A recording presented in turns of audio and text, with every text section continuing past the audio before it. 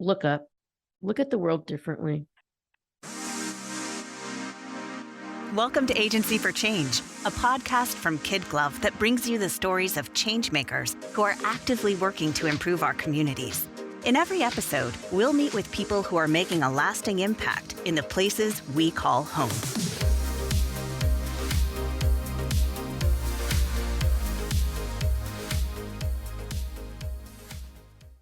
A popular method of boosting the sales of new model vehicles for manufacturers to offer a rebate to car dealerships, it works like this.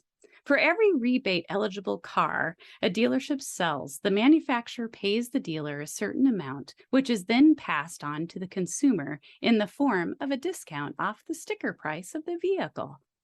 You've probably heard ads on the radio or on television promising a certain amount off the MSRP.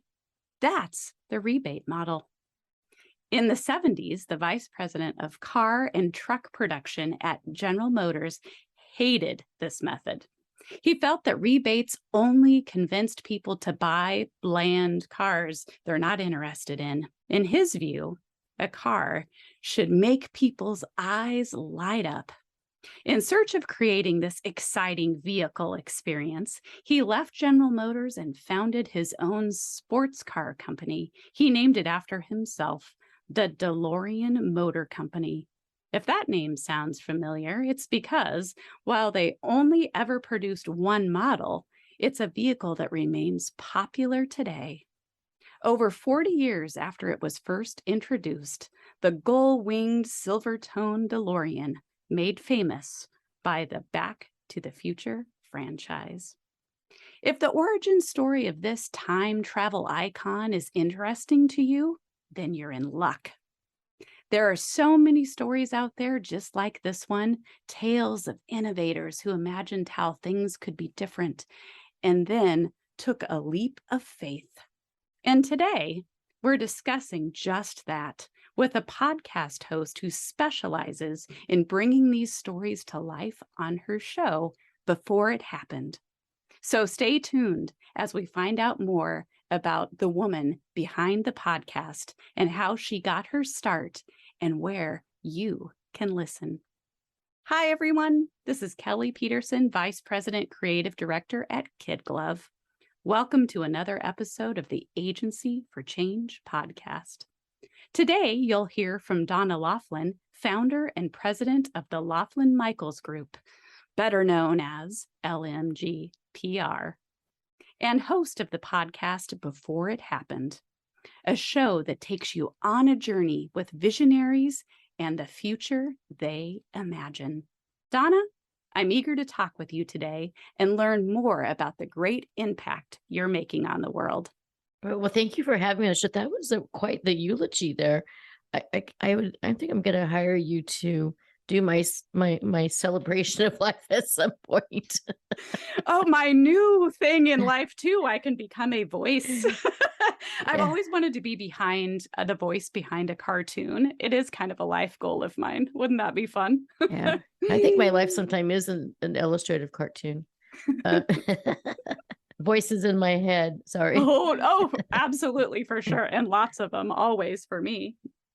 So Donna, for our listeners who haven't heard of the Loughlin Michaels Group or LMGPR, can you talk a bit about what your company does and who you help? Yeah, absolutely. So my focus is really working with emerging markets in the tech sector. And so the last 20 years, launched more than 500 companies, which is quite a few companies to launch. And these are companies that are everything from cybersecurity and if it's infancy before we went from the web, 1.0, and then we went to the web 2.0, where we had more problems. So we needed to fix all those problems. Worked with data center, early stages of data center infrastructure, artificial intelligence, deep learning, storage, transportation, robotics, and anything that's kind of related to zapping all the bad stuff in the COVID era. But for the most part, to summarize, we help bring products to life and create the narrative story that then goes to the editorial, broadcast, and online world. And pretty much anything you put in your home, your car, your pocket, we bring to market.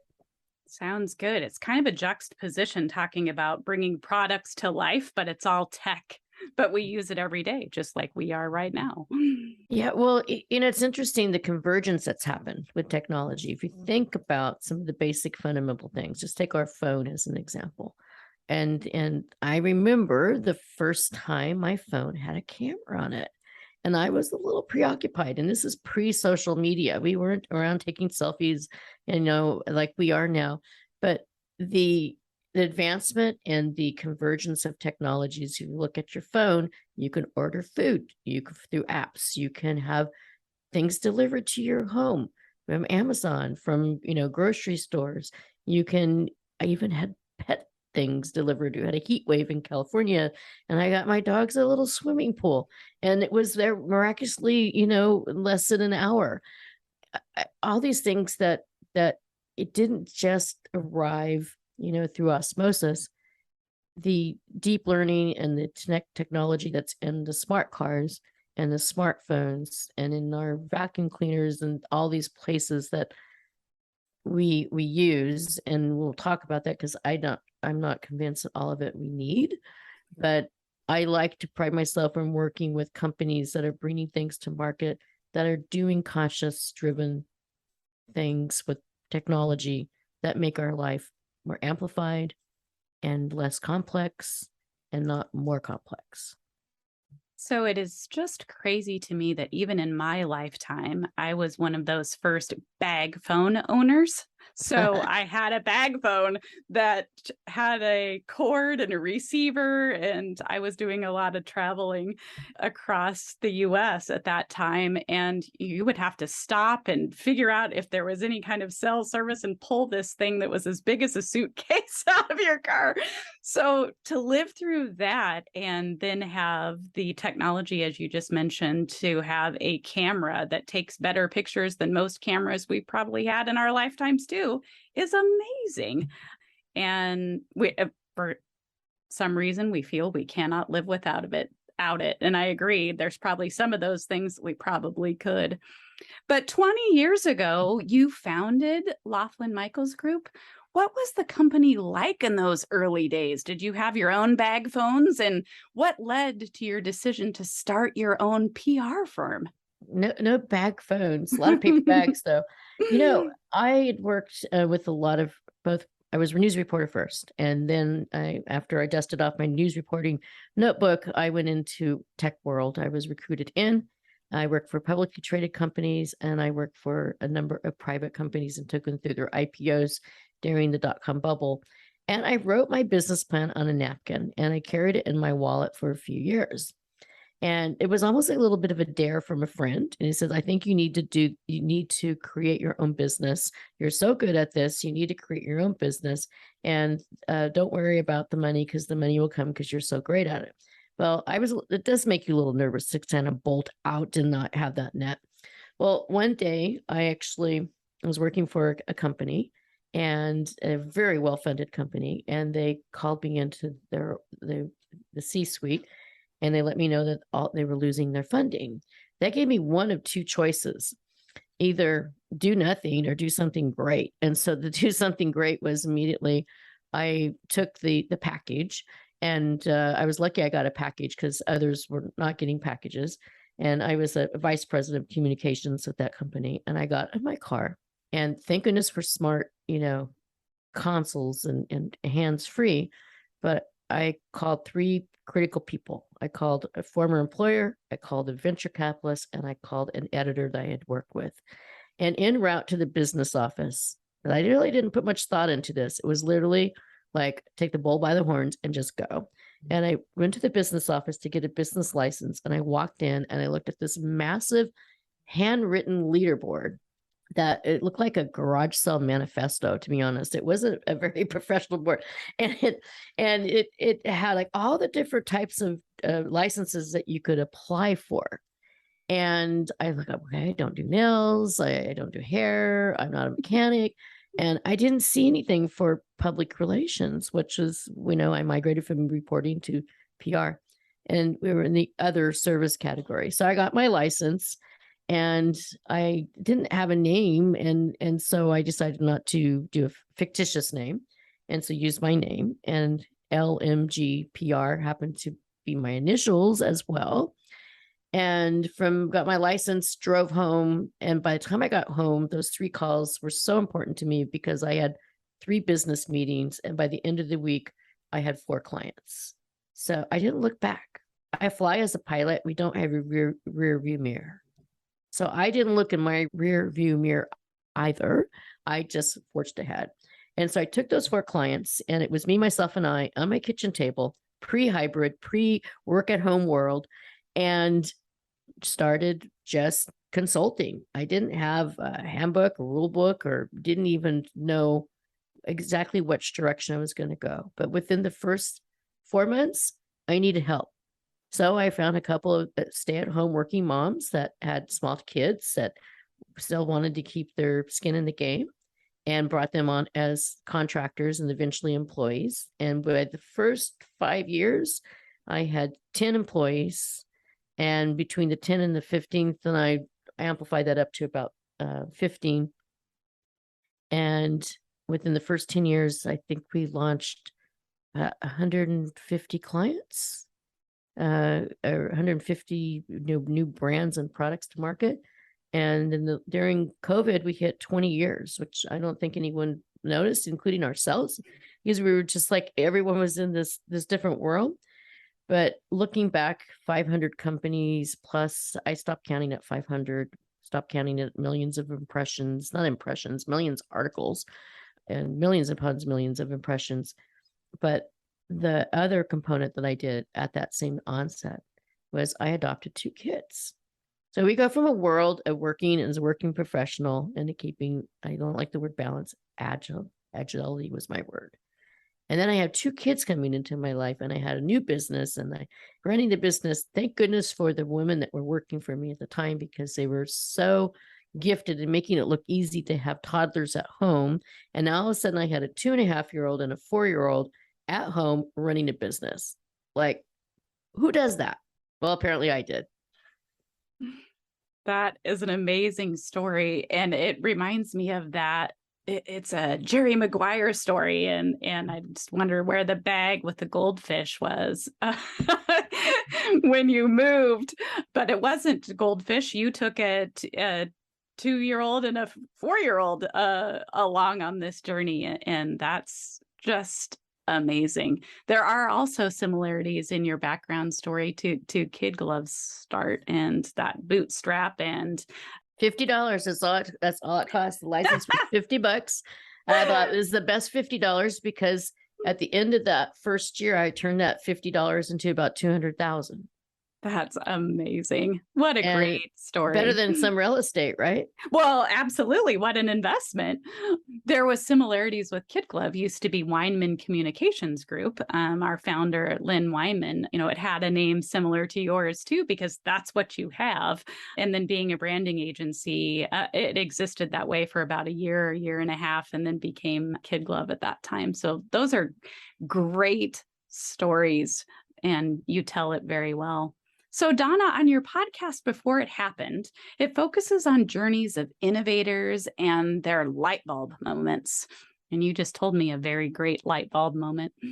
But in the days and months before their great ideas were out in the world, what was the light bulb moment for you that made you want to tell these stories? And what happened after that you had that realization? As a former news reporter, it's always been curious about people. I think people are interesting. I'm not an introvert, but I was a very shy child, and I had a speech impediment. And I actually decided that I was going to turn that was my challenge, my motivation. My family owned a publishing and printing business. And so I would go out and interview with my uncle, and I would study, and I'd watch, and I'd listen. And I realized I could actually, in a more of an acting world, I was role playing, I could ask these questions without any speech impediment, because it literally was, I was playing the role of a reporter. Well, over time, I built the confidence that wasn't a challenge anymore. And I've collected like a crab, like a collector crab through my career, stories and most amazing people. And I have a great portfolio of clients, but I didn't want to do a podcast that was just featuring my clients. I wanted to do a podcast that was featuring some of these amazing stories and people that I met in my networking and going to conferences, and started the process during COVID. I was going to write a book. And originally I was going to take all these stories and I was going to put it into some format of a book, talk about creating your authentic story. Then I realized, oh, I have some authentic stories that I want to bring to life faster. And I thought the podcast would be the faster way. There are a lot of details and intricacies in creating a podcast. I didn't realize what a labor of love it would be. But I cherry picked some of the most interesting stories, people that are actually addressing things to do with sustainability, agriculture, food supply chain, climate change, aerospace, and even COVID and viruses, and all the things that can affect us in our everyday life and can affect the ecosystem in the world that we live. And so if we look at the word sustainability as an example, I step back from that and I like to say responsibility. We are responsible as humans to be able to make better and smarter choices. And the stories that I'm bringing every week before it happened are these light bulb moments of people that decided to, just like I did, stop what you're doing, put your finger on the pulse, and like, I'm going to make change. And these are change for the future that, for the next generation will benefit, because we messed up a lot of things in terms of, environment and pollution and, climate change is one thing. It's all the other stuff that we've done along the way that we create, Mother Nature didn't make the havoc. We created the havoc. And so I'm really excited about, why would somebody give up their corporate job at Boeing, as an example, as an aerospace engineer, and decide to make vegan-based cheese? That to me is just extreme. That's an extreme example, but that is a story, one of the stories on my show. And I thought, wow, I thought of the Diary of a Wimpy Kid and the cheese touch moment. And so I was fascinated. I interviewed a woman recently who started out as a animal lab tech expert, only to find out she didn't like the way the animals were being treated in the lab, and made her advocacy to actually create a non-animal based food for the food pet industry. So basically taking animals out of the supply chain of the food our animals eat. She went to a totally different, trajectory with her career. So those are the stories that I'm focused on and bringing to market. And I just couldn't keep them in my pocket the way I kept my business plan. I really wanted to share these stories because I've met these interesting people, and it was a lot quicker to bring them in a digital format than it was in a long prose written format. Absolutely. And that technology, as we spoke about before, just makes it all right at our fingertips, which is great. So you've said a lot of reasons, Donna, of what makes you uniquely qualified, but do you have more to add to what makes you uniquely qualified to help these individuals communicate their visions of the future? Yeah, the discovery process that I've created over and over and over is a bit of a template. I like to take people through a bit of a journey of going back in their life. Sometimes we kind of oscillate forward in our careers and we do things, but we don't realize that there was something in our past that was a trigger. And the best way I can describe this is you smell a particular aroma or food. For me, it's lavender, reminds me of my grandmother. And it's printer's ink, which reminds me of being in the early days of publishing and as a kid in that industry. So oftentimes in discussions with a entrepreneur, founder, creator, tinkerer, they have this great product they want to, talk to me about, and they show me in a very Inspector Gadget type of way of, what they've created. But I want to know why. Like, why did they decide to create this? What is the problem that they're solving? How is it going to impact the world? Is it really useful? Is it meaningful? Do we need this? And if you think about going into like a Best Buy or any big box stores, and you stand there and you glaze and you look at the TVs, or you look at the appliances. I was looking for a refrigerator recently, and now the appliances are all super smart with touchscreen and video. Again, I don't really want to go to my refrigerator and have a conference call. I just want to keep my food, cool and crisp. So I think we need to ask those questions, and, having high performance and secure IoT devices in the home has become the norm. But my job is to challenge the creators and the idea, makers of like, is this really what we need? Because it's hard to say no. It's a lot harder to say no than it is to say yes. So I discriminate very carefully and decide, who am I going to work with in bringing these stories to market? And after 20 years, I've seen a lot of products, and I've seen everything from, oh my gosh, a digital pyramid that we're going to put in Las Vegas, Nevada, that I said no to, to things that are just absolutely amazing and helping save, people's lives from, managing PTSD or, anxiety and things like that. Baby monitoring devices and, things that are very important to have in our lives in our home. So the process is one of discovery. It's one of curiosity. It's taking those journalism, skills, and then bringing it out to the other side, saying, well, you think you're a blue cake, but you're really not even a cake. You're actually this, trifecta, triple layered, sundae or whatever, and defining that. And I'll give you an example. I worked with a motorcycle helmet company, and they brought me a duct tape motorcycle helmet. And I had not worked in the transportation space. I'd ridden motorcycles and scooters, so I knew a little bit about helmets. And they presented it to me as a state-of-the-art augmented reality motorcycle helmet. I thought, wow, that's really cool. But like, how is this better than a regular motorcycle helmet? What is it really going to allow you to do? And asking all these questions, I discovered the motorcycle, actually, the augmented reality gave you basically eyes in the back of your head. Now, that just simplified a very complex product to the fundamental reason one would use this, which is if you have eyes in the back of your head and you're a motorcyclist, that's a safety component. So safety and motorcycling doesn't always often go together, but in this scenario, I could actually create a story that would allow me to be able to say this superhero power that you now have, the eyes in the back of your head. So unraveling all the complexities, I think of it sometimes as a little bit of a junk drawer. Everybody seems to have a junk drawer in their kitchen with all that stuff. And I need to go through and I need to decipher what are the key critical things within that drawer I need to take out, plus the founder's authentic story, and put it together in something that's tangible so that you and I can actually potentially be that person on the other end that's buying that product. So Donna, there are a couple terms I've heard you use when you describe visionaries on your show, and they are acorns and unicorns. Can you tell us what these mean and how you use them in the podcast?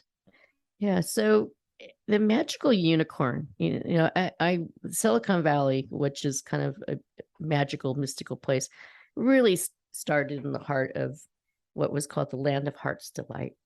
And Land of Heart's Delight was an agriculture belt. So this is where it still is not the heartland, but the heartland of California. I'm stone's throw away from Salinas Valley and from Livermore and Napa, where we have crops and the wine industry. But instead of continuing to have that as our economy, instead of having walnuts and apricots and almonds and all these things that were standard crops here, we now call products apple, and we sell them, and they're not edible. They're these digital things that we use. So unicorns are the companies that have $1 billion market cap, companies that, and particularly in the tech sector, that it was the name of these magical unicorns. So if you can imagine the magical unicorns frolicking around the Land of Heart's Delight, I don't look for the unicorns. I look for what I call the acorns. These smaller emerging companies and entrepreneurs that are looking, to follow and chase their dreams. And that means selling their car. Spoke to someone yesterday, says, I'm going to sell my Porsche if it takes me to do this. I'm going to trade in my 2 dogs and get a cat. I'm going to, mortgage my house. I mean, I have over the years have heard every story. So the acorns are the smaller, younger ideas and entrepreneurs that if we plant the acorn early, eventually it's going to turn into a majestic oak. And if you haven't seen a majestic oak, they're some of the most beautiful trees. They're massive. I have 2 in my property, and they produce more acorns. So I think of my business in some ways as that acorn that eventually grew to this majestic oak. And where do the unicorns have to go? They need the shelter under the majestic oaks. So we need both. We need the acorns and the unicorns. But I personally think the acorns are really, to me, that excitement in working. There's a lot less bureaucracy, a lot less, red tape. And when you're a privately held company and you can do things faster and more nimble than you can if you're working for a unicorn. So there's such truth in that. And now I think because of our conversation, I'm not going to walk around my neighborhood, which is full of majestic oaks. I think it's ever unicorns. ever the same again. So thank you for that. So after 50 plus episodes, what do you feel like you've learned about innovators and inventors? What lessons have you been able to take away? Well, I think one of the ones I learned the most is humbleness. These innovators and are very humble. They're challenging and taking on massive challenges, but they're very humble and grateful. And although it might not have monetized quite yet, they're still on a mission, and that mission is not impossible. And I have a lot of respect for that. The other is that most of the interviews that I've conducted are people who are leading with conscience. And the boomer generation gets criticized and ridiculed for not being as conscious. The X's nobody really seems to think about, but the millennials come along and they're very conscious driven and they're very values driven. And the Zoomers are said to be a little more like the boomers. They're going to be more focused on work, but they're going to have the consciousness of the millennials. And I think that's really interesting because I have a nice mix within show of these different points of view and different lenses by generations. And I think we need to take heart to that, because with bringing any product to market, and we need to make sure that we understand that we're not taking our values and our personal lens and bringing a product to market. And so we do need to listen, and we need to know our demographics. We need to know, the psychographics, right, are very important when you bring products to market. And so what I've noticed, like the thread, of the being humble, and then the thread of being genuine to the cause, and knowing exactly who it is that the next generation is going to benefit by conscious-minded products and services coming to market. And some of these conversations are things I just find people by open a magazine or look online, and I said, wow, this is really interesting. This is radical. Today, I interviewed somebody who is focusing on biodiversity and planetary rejuvenation. I didn't even think about that, to be honest. And I was just curious and fascinated, like, what does this really mean? And should I be doing something that I'm not doing? So not all my guests actually have a product. Some of them have a philosophy, and others are book authors who've written very profound books and have a lot of thoughtfulness on how viewpoints and how we should look at things. One of my favorite interviews was with the Superhuman by Design. And I thought, I had worked with this young industrial designer, and his book that he wrote during the pandemic was really refreshing, because he was looking at the world through a different lens, being home, not doing his normal design work in his career, and thought he had a superpower. The superpower that he had was his ability to design and bring products to market. But if he looked at everything in his life, from his childhood all the way until his commercial industrial career, designing everything from consumer electronics products to the motorcycle helmet company is where I met him years ago. How does that apply to your life? And how do you take your superpower when you're not very, very powerful during the pandemic, when you're told to stay home? And his book is really a great moniker and wisdom about looking for your own superpower and making sure that you're adapting it along the way. That's going to make me think about my own, and as well as every brand that we serve at KidGlov. I had to send you a copy. I have a box of them. Oh, I would love that. So you talk a lot about the future on your podcast, Donna, and where you're going next. So what is it that's next for you and for the Before It Happened podcast? The Before It Happened podcast, I'm excited. We're looking at between now and the end of the year. All the guests are coming. We're going to get into some really interesting topics that pushing myself and my knowledge. I have a thirst for knowledge, and so I want to make sure that each show, not every show is going to be for everyone. But if you're going to go through and you're going to look at the roster of the interviews, you're going to find something that you're going to learn from. I mean, I've had the inventor of the sports bra. I'm like, you just think about it. Like, you don't go around thinking, who's the inventor of the sports bra?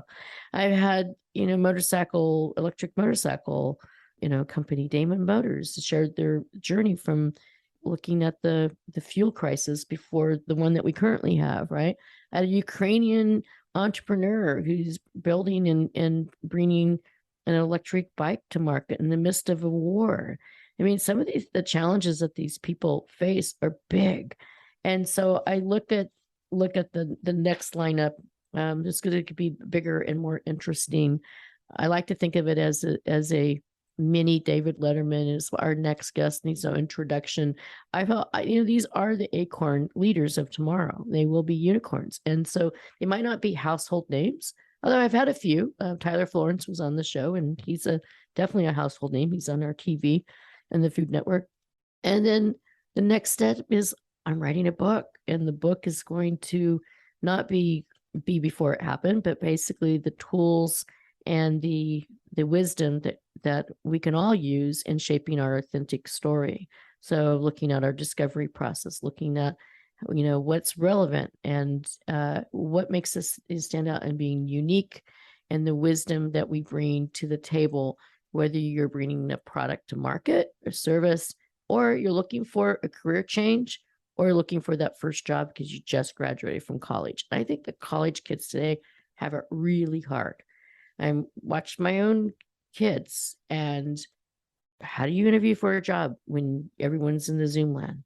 How do you develop interactions and the same type of mentorship that I did when I had fabulous internships and mentors? How do you do that when everything is in a digital virtual world? So there's a lot of things that I think are challenging, and this book hopefully is going to be a little bit of a pocket companion that is going to help businesses as well as individuals be able to chart their daily life, better. And the thing about this story is that it's not it continuously needs to evolve, right? And it's not a done once scenario. So when I work with my clients, I look not just launching a product, I'm looking at what are the trends in the marketplace? What is happening in the marketplace in terms of, do we have a chip shortage problem? Do we have a supply chain problem because of COVID? Is there a new player in town, or there was a hostile acquisition? I like to look at all the things that are happening in the market, looking at the competitors in the market, looking at trends that are happening in terms of adoption and cultural aspects. If this is a product for North America, or how will this do in Europe, and how will this do in Asia or Latin America? All these complexities can change over time. So the story, as well as the people in the company, can change.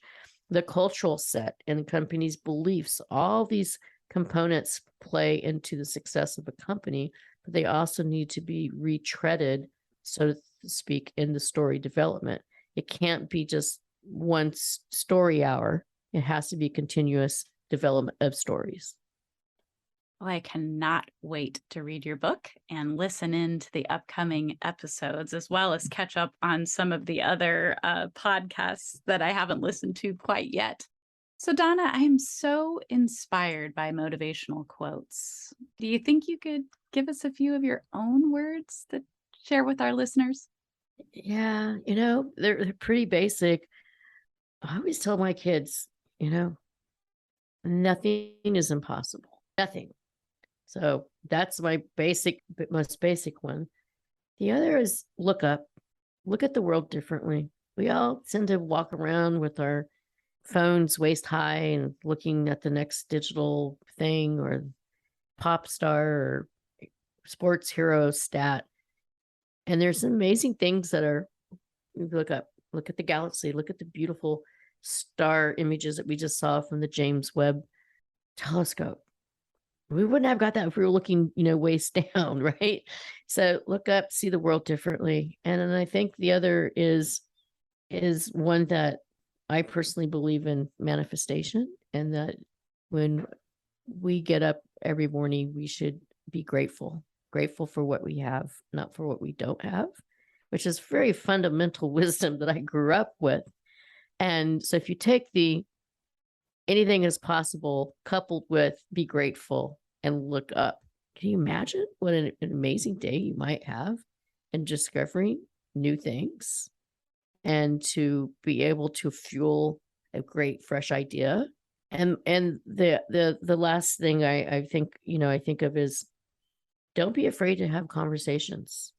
A conversation with the stranger is something that we're told not to do as a child.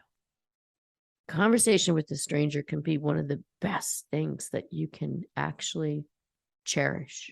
When you ask someone how they are, we typically give a very stoic, "Oh, I'm fine." But if you ask a person again, say, "Well, how are you really?" Now, depending on what part of the world you are, you might not say that, but typically in North America, you can say that. And people are typically a little surprised, like, "Oh, this person really is interested and they want to know something about me." And that's what I think. Talk to somebody that's maybe out of your comfort zone. Talk to my kids love talking, my daughter, particularly when she was little, senior citizens. She liked to talk to the puzzle ladies, and and she would do volunteer work in Girl Scouts. And she was so excited when they would go to the senior home and she would talk to the puzzle ladies. And she said, "Mom, they're the most interesting ladies and they have so much knowledge." Talk to somebody from a different culture. Near the grocery store line, don't talk on your phone. Don't chat. Don't get your earbuds in. Take your earbuds out. Unplug your phone and talk. Have an interaction with the clerk. You're probably going to make their day. You're probably going to shock them because they see so many people go into the grocery store and they just continue to have a conscious stream of conversation. And then they get in their car and they continue. I'm thinking, wow, I kind of need to clear the airwaves sometimes.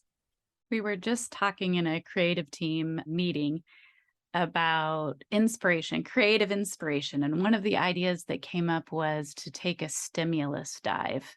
Ooh. And so we had a great conversation about dumpster diving, of course, and what finds we each have. It's kind of like diving into each other's junk drawers, as you described it.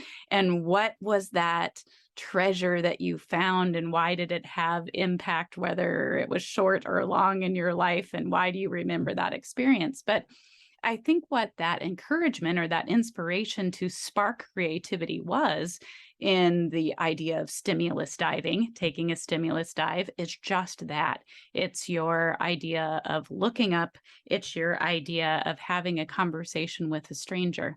Because if you always travel in the same places that you've always traveled, you're not being able to use your mind differently. It's when we're really young and all of those brain synapses are developing. And if you don't develop them in a certain way in early childhood, you just lose it. Well, I think that's the same in all of our lives. If you don't stretch to think about someone's different opinion as yours or different things like that, you can't come up with a creative solution. Or like all the inventors and innovators that you speak with, those ideas wouldn't come about if they didn't take a certain stimulus dive and then have a passion for what they discovered. Oh, I thought I wanted to do that, but no, I changed my trajectory completely in doing what I'm doing. So fascinating, great words of wisdom that you've shared. So Donna, for our listeners who would like to learn more about you and the LMGPR and where they can tune in to hear before it happened, where can they go? Well, I'm not going to be a stranger. I'm all over. I'm in LinkedIn as Donna Loughlin, and that's Loughlin. And then on Instagram, it's the Before It Happened Show. And the Before It Happened Show is on all major platforms, Apple, Spotify, Amazon, and every place that you can find podcasts these days. But if you have a query and you really want to have a conversation, you can find me LinkedIn and send me a message. More than glad to chat with strangers and maybe make some friends. Sounds great. As we wrap up our time together today, what is the most important thing you would like our listeners to remember about the work you're doing? I think the most important thing is that we all have our own authentic story and that we need to nurture it and we need to discover and we need to think about who we are and how our thumbprint and our DNA, our demographics, where we live, the travels that we've done, everything that we have done that brought us to this point in time has made us equally unique. And we need to look and discover, and we need to fuel that as well. And fueling that means conversations with other people, trying different foods, reading books, get out of your comfort zone. And I think that's that thumbprint that we all have is that authentic story. Like, who are you? What do you do? Why do you do it? And it's that why, that is so important, is asking why. And my father used to tell me, if you want to know, then you need to ask the question. He probably regretted it because I would ask so many questions, and I would end up at science fairs and universities and all these places. But I think oftentimes we think that we only listen or respond and not listen. And I think listening is so important. We need to listen, and then we respond and think. And my last bit of wisdom is, I mentioned it briefly before, is it's okay to say no. It's okay to say no. It's okay to say, I have too much tech stuff. All right. I have too much toxicity, or I have too much TV time or too much gaming time, and find another outlet in which you can actually fill that up with something great, whether it be volunteer work or growing a garden or something like that.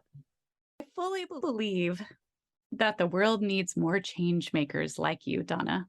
Thank you for taking the time to share with us today. Absolutely. Thank you so much for letting me join the show. And I look forward to listening to more of your episodes as well. Thank you so much. We hope you enjoyed today's Agency for Change podcast. To hear all our interviews with those who are making a positive change in our communities, or to nominate a changemaker you'd love to hear from, visit KidGlov.com at KIDGLOV.com to get in touch. As always, if you like what you've heard today, be sure to rate, review, subscribe, and share. Thanks for listening, and we'll see you next time.